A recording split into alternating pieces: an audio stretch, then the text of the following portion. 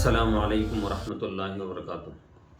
نحمدہ و نصلی علی رسولہ الکریم، اما بعد۔ محترم دوستو، آج کا ہمارا عنوان ہے کہ حنفی نماز اور محمدی نماز۔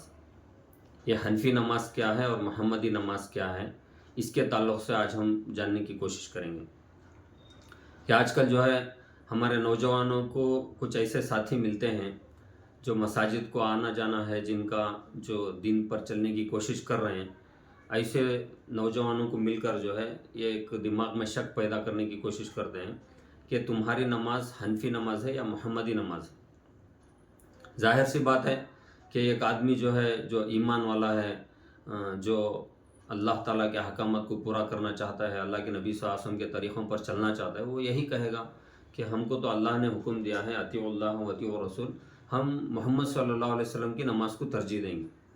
تو میں کہتا ہوں کہ ایک سب سے بڑا ایک دھوکہ دے رہے ہیں انسانوں کو، لوگوں کو، کہ ان کو یہ بتانے کی کوشش کر رہے ہیں کہ تم جو نماز پڑھ رہے ہو وہ اصل میں محمد صلی اللہ علیہ وسلم کی نماز نہیں ہے، وہ امام ابو حنیفہ کی نماز پڑھ رہے ہو، نعوذ باللہ۔ تو چلیے آج ہم اس کو تھوڑا مختصر سے وقت میں جو ہے جاننے کی کوشش کریں گے۔ ویسے تو یہ ٹاپک جو ہے بہت لمبا وقت لینے والا ہے، تو میں کوشش کروں گا کہ مختصر سے وقت میں چھوٹی چھوٹی مثالوں کے ذریعے سے جو ہے قرآن و حدیث کی روشنی میں ہم اس کو سمجھنے کی کوشش کریں گے۔ تو سب سے پہلے ہم یہ بات جاننا ہے کہ مسائل کیسے استنباط کیے جاتے ہیں اور مسائل کیسے بتائے جاتے ہیں۔ تو مسائل کی کتنی قسمیں ہیں؟ جب آدمی اس بنیادوں کو جان لے گا تو اسے باقی چیزیں سمجھنا آسان ہو جائے گا۔ تو سب سے پہلے مسائل کے تعلق سے ہم یہ سمجھیں گے کہ مسائل جو ہے 3 طرح کے ہوتے ہیں۔ ایک وہ مسائل ہیں جسے منصوصہ مسائل کہا جاتا ہے، دوسرے وہ مسائل ہیں جو منصوصہ متعارضہ ہیں، اور تیسرے وہ مسائل ہیں جو غیر منصوصہ ہیں، اور اس میں بھی بڑی تفصیل ہے، تو میں مختصر سے وقت میں بتانے کی کوشش کر رہا ہوں۔ تو منصوصہ مسائل وہ مسائل ہیں جس کی نص قطعی جو ہے قرآن و حدیث میں موجود ہے۔ اس کی مثال آپ کو ایسے سمجھا دیں کہ جیسے چوری جائز ہے یا ناجائز ہے، شراب جائز ہے یا ناجائز ہے، یہ تمام باتیں جو ہیں تمام مسلک اور تمام ائمہ کے پاس، تمام مجتہدین کے سامنے جو ہے وہ ایک ہی بات کہیں گے کہ ہاں یہ بالکل حرام ہے۔ نماز کتنے وقت کی فرض ہے؟ 5 وقت کی فرض ہے، کسی کے پاس کوئی اختلاف نہیں ہے۔ تو ایسے 90% سے زیادہ جو مسائل ہیں یہ منصوصہ مسائل ہیں جس میں کسی کا اختلاف نہیں ہے۔ اور دوسری کیٹیگری وہ ہے جو منصوصہ متعارضہ ہیں، جس میں ظاہر کے اعتبار سے جو ہے تعارض نظر آتا ہے، تعارض یعنی آپس میں ٹکراؤ نظر آتا ہے۔ تو اس کی مثالیں آپ کو میں 1-2 مثالیں بتا دیتا ہوں۔ جیسے نماز میں رفع یدین کا کرنا ہے، تو اس کی دونوں طرف سے احادیث ملتے ہیں، دونوں طرف سے صحابہ کا عمل مل رہا ہے، دونوں طرف سے روایتیں آ رہی ہیں۔ اب اس میں ایک عام آدمی کے بس کی بات نہیں ہے کہ اس میں یہ طے کر سکے کہ اس میں پہلے کا عمل کون سا ہے، بعد کا عمل کون سا ہے، کون سا عمل باقی رہا اور کون سا عمل جو ہے منسوخ ہو گیا۔ یہ طے کرنے کے لیے یہ عام آدمی کے بس کی بات نہیں ہے۔ تو اس کے لیے جو ہے، کیونکہ دین جو ہے دھیرے دھیرے جو ہے تکمیل تک پہنچا ہے، اللہ کے نبی صلی اللہ علیہ وسلم پر جیسے جیسے جو ہے وحی نازل ہوتی گئی، احکامات بدلتے گئے۔ پہلے نماز میں جو ہے سلام کلام ہوا کرتا تھا، جو بھی آتا تھا سلام کرتا اور اس کو جواب دیتے تھے، اور نماز میں اوپر دیکھنے کا معمول تھا، اور بہت ساری تبدیلیاں۔ پہلے سجدے کے درمیان بھی رفع یدین ہوتا تھا، سجدے میں جاتے تو رفع یدین کرتے تھے، اور سجدے میں اٹھتے تھے تب بھی رفع یدین ہوتا تھا، سلام پھیرتے تھے تب بھی رفع یدین ہوتا تھا۔ تو نماز جو ہے حرکت سے سکون کی طرف آئی ہے۔ پہلے زیادہ حرکت ہوتی تھی، بات چیت ہوتی تھی، تو بعد میں جو ہے آیتیں نازل ہوئیں، اللہ کے احکامات آئے، وقوموا للہ قانتین، اسی طریقے سے دوسرے احکامات نازل ہوئے، تو پھر ایک عمل جو ہے مکمل ہوا۔ جس دن جو ہے رسول اللہ صلی اللہ علیہ وسلم نے کہا کہ الیوم اکملت لکم دینکم، آج دین جو ہے مکمل ہو گیا۔ تو یہ مسائل منصوصہ متعارضہ ہوتے ہیں، تو اس کو حل کرنے کے لیے جو ہے یہ عام آدمی کے بس کی بات نہیں ہے۔ اور تیسری ایک قسم ہے جو غیر منصوصہ ہیں۔ غیر منصوصہ وہ مسائل کہتے ہیں کہ جیسے آج ہم روزے کی حالت میں کیا گلوکوز لے سکتے ہیں، کیا خون چڑھا سکتے ہیں، اور ہوائی جہاز میں ہم سفر کر رہے ہیں تو اس میں نماز کی شکل کیا ہوگی، نماز کیسے پڑھیں گے، ٹرین میں سفر کر رہے ہیں۔ تو یہ آج کے دور کے جو مسائل ہیں، یہ رسول اللہ صلی اللہ علیہ وسلم کے زمانے میں یہ آلات اور یہ ترقی نہیں ہو کر تھی۔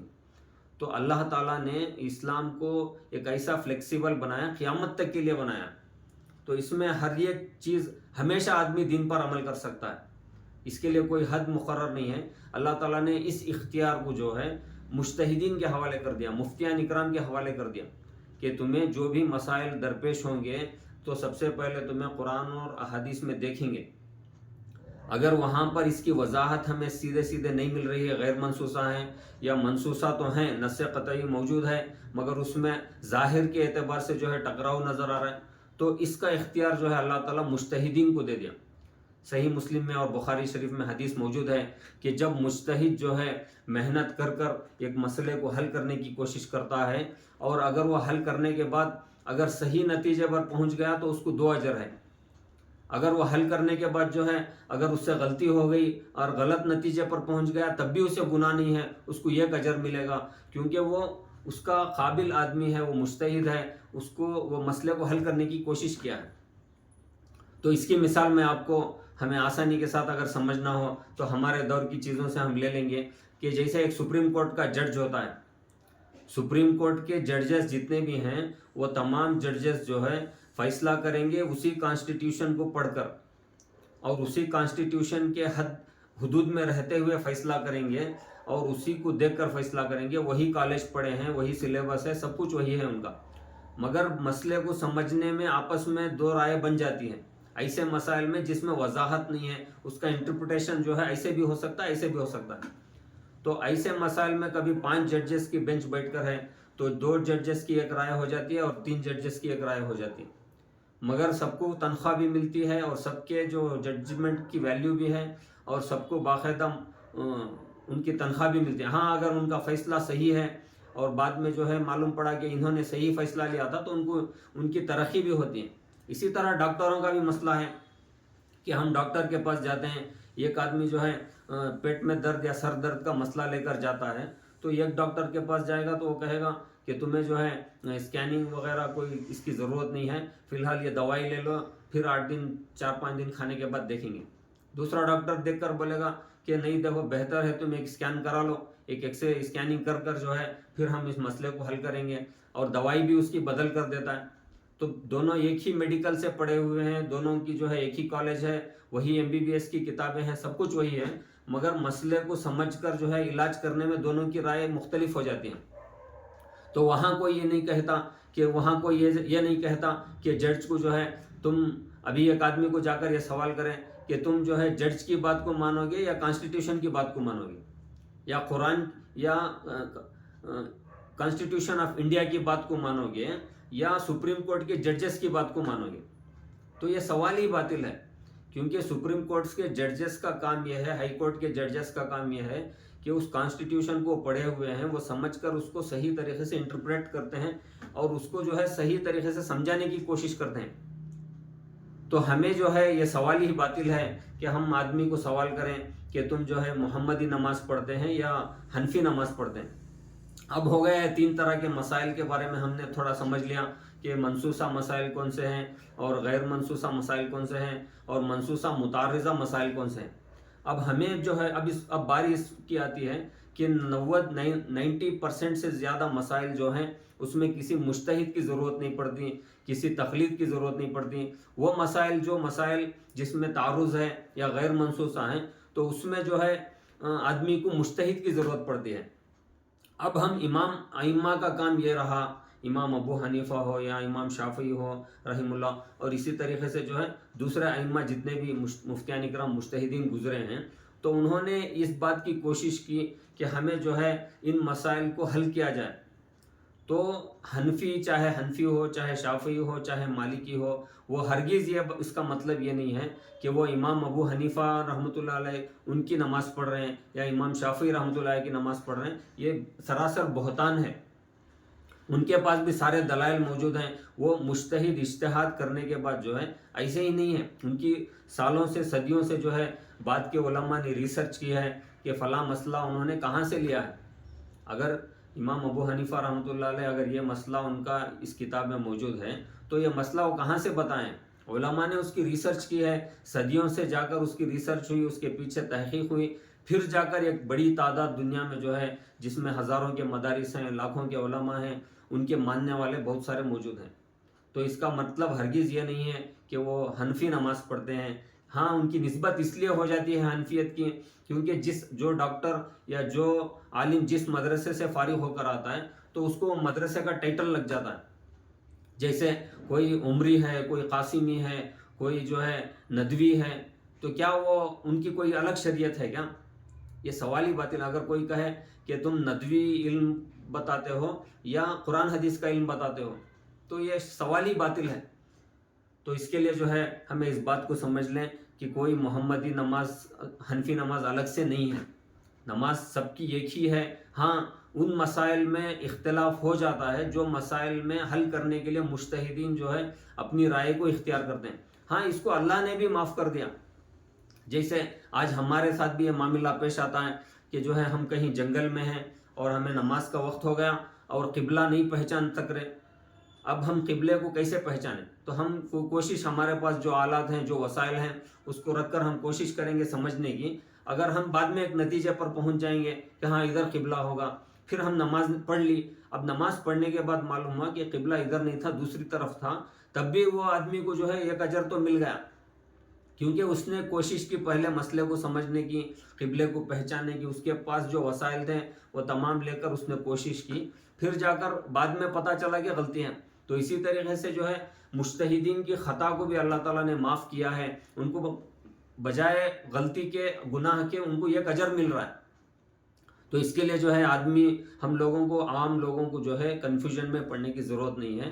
مطمئن رہیں. شرط یہ ہے کہ ہم ایکسپرٹ سے ایڈوائز لیں. کسی جو ہے ترکاری یا پھلی بیچنے والے کے پاس جا کر آدمی میڈیکل اپنے بیماری کا علاج نہیں کراتا. اگر آدمی بیمار ہوتا ہے تو چاہے ہمیں کتنا بھی انگلش پڑھنا آتا ہو، انگریزی پڑھنا آتا ہو، ہمارے پاس MBBS کی سارے کتابیں موجود ہوں، تو ہم بیٹھ کر جو ہے اس میں بیٹھ کر تلاش نہیں کریں گے. کیونکہ ایک آدمی ڈاکٹر جو پڑھ کر آیا ہے، اس کے پیچھے اپنی زندگی لگایا ہے، تو وہ بہتر جانتا ہے کہ دوائیاں تو بہت ساری لکھی ہوئی ہیں، مگر کب کون سی دوائی دینا، کتنی مقدار میں دینا، کیا اس کو دوائی دینا چاہیے یا وہ بغیر دوائی کے بھی کم ہو سکتا ہے، یہ تمام فیصلے کون کریں گے؟ اسی طرح قانون، کانسٹیٹیوشن کی بک ہمارے پاس موجود ہے، ہمارے پاس ساری چیزیں موجود ہیں، مگر کوئی قانونی معلومات کرنا ہو، لیگل ایڈوائز لینا ہو تو ہم لائر کے پاس جاتے ہیں. ہاں مجھے بھی انگلش پڑھنے آ رہا ہے، چلو میں خود سارے چیزیں ریسرچ کر لوں گا. ہم ایسا نہیں کریں گے. ہاں اگر دیکھ بھی لیے تو ہمیں کنفرمیشن کے لیے جو ہے ہم باقاعدہ اس کے ماہر کے پاس جاتے ہیں. اسی طریقے سے شریعت کا مسئلہ بھی ایسے ہی ہے کہ ہمیں چاہے اردو پڑھنا آتا ہو، چاہے عربی پڑھنا آتا ہو، تو ہم بیٹھ کر جو ہے اپنی ان مسائل میں اپنے خود سے فیصلہ نہیں لے سکتے. اگر ہم اس میں خود سے فیصلہ لینا شروع کریں گے تو گمراہی کا امکان ہے. اسی لیے ایکسپرٹ کی ایڈوائز لی جاتی ہے کہ انہوں نے اس مسئلے کو کیا سمجھا، انہوں نے اس مطلب کو کیا بیان کیا ہے. جیسا قرآن اور حدیث ہم تک سند کے ساتھ پہنچا ہے، اسی طریقے سے اس کا مطلب اور مفہوم بھی جو ہے ہمیں سند کے ساتھ ہم تک اللہ تعالیٰ نے پہنچایا ہے. تو ہمیں بھی جو ہے بات کو سند کے ساتھ سمجھنا چاہیے. کوئی بھی ایرا غیرہ بیٹھ کر جو ہے نیا باتیں بتاتا ہے اور بیٹھ کر جو ہے وہ حدیث میں ایسے ہے، یہ حدیث میں ایسے ہے، وہ آیت میں ایسے ہے، تو یہ گمراہی کا راستہ ہو جاتا ہے.